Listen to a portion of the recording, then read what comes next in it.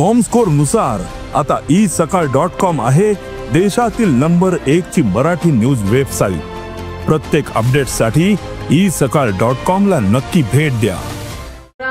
कामरा हा एक स्टँडअप कॉमेडीमॅन आहे।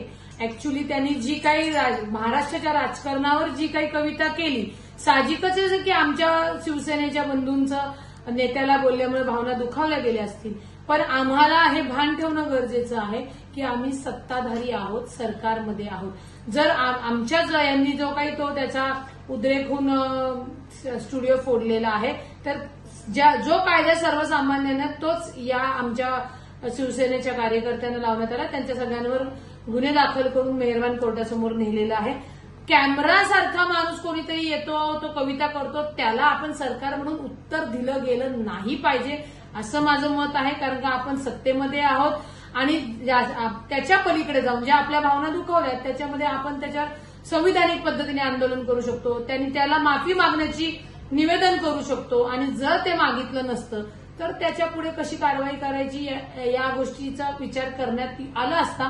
परंतु काय शेवटी नेत्याबद्दल बोलल्यानंतर ही जी काही रिएक्शन आलेली आहे हे विरोधकांना आयतं पोलीत आहे, लक्षात घ्या। म्हणजे मला नाही वाटत त्या का जो कोण कामरा आहे त्याला गद्दार आणि हे ठीक आहे ना, ज्याला बोलायचे पूर्वीही आपल्याकडे हास्य विनोद करण्यासाठी पु ल देशपांडे होते, आपले दादा कोंडके होते, डबल मिनिंगनी बोलणारे वगैरे। त्याच्यामुळे सरकार म्हणून आपल्याकडे अनेक प्रश्न आहेत, पण ह्या कामराला माझी विनंती आहे, जर तुमचा पॉलिटिक्स इन्फ्लुएन्स कोणता नसेल, तुम्ही जर सहज ती कविता केली एक हास्य विनोदासाठी, तर तुम्ही ज्यांच्या भावना दुखावल्या गेल्या त्यांची माफी दिलगिरी व्यक्त करणं गरजेचं आहे।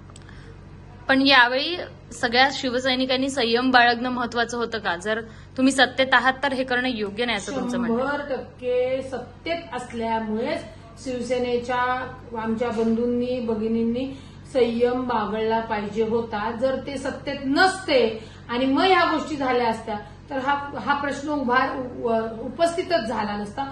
ऑलरेडी विनाकारण नको त्या मुद्द्यावरनं विधानसभा असेल, विधान परिषद सभागृह असेल, इथे हे प्रश्न म्हणजे मेन विषयाकडे कलाटणी देऊन जाणीवपूर्वक हे केलं जाते असा जो आरोप होतोय तिकडे ते सिद्ध होताना दिसते। त्याच्यामुळे कुठेतरी सरकार म्हणून हे असले स्टँडिंग बिल्डिंग जे आहेत म्हणजे कामरा बिमरा यांच्याकडे लक्ष न देणे, आपण संविधानिक आणि कायदेशीर पद्धतीने त्यांच्यावर योग्य ती कडक कारवाई करू शकतो। महाराष्ट्रातील सर्व बातम्यांचे विश्वासार्ह व्यासपीठ सकाळच्या सर्व सोशल मीडिया प्लॅटफॉर्मला लाईक, फॉलो आणि सबस्क्राईब करा। तसंच सर्व नोटिफिकेशनसाठी बेल आयकॉन प्रेस करायला विसरू नका।